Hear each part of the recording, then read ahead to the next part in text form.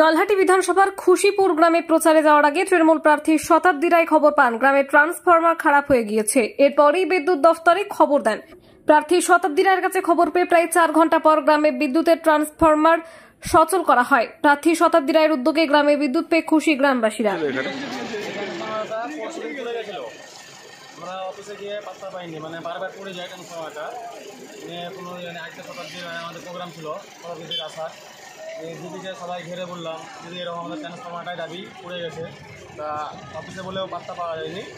দিদির সঙ্গে সঙ্গে ফোন করে 4 ঘন্টার মধ্যে ট্রান্সফরমারটা গ্রামে কারেন্ট পাওয়া গেছে। আমি খুশিপুরে এসেছিলাম একটা মিটিং করতে, তাতে এলাকার সবাই তখন বলল যে ওদের ট্রান্সফরমারটা পুড়ে গেছে, এই গরমের মধ্যে সত্যি খুব কষ্ট হচ্ছে। সেই ট্রান্সফরমারটা 10টার সময় এখন বলেছে, এখন বোধহয় 4টেও বাজেনি, তার মধ্যে ট্রান্সফরমার আনিয়ে দেওয়া হচ্ছে। তার মানে এমপি আর এমএলএ কাজ করছে, সেটা প্রমাণ। ওরাই বলুক, তোমরা কি কখনো আমায় বলেছিলে ট্রান্সফরমার কথা বলো?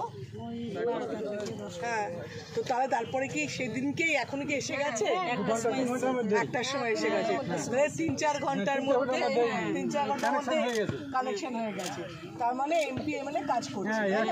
কেউ যদি বলে যে কি হয়েছে না, তখন প্রতিবাদ করবে যে না, আমাদের বলার দিনকে মানুষের তো একদিনও টাইম নেয়, 3-4 ঘন্টার মধ্যে এসে গেছে তোমাদের কানেকশন।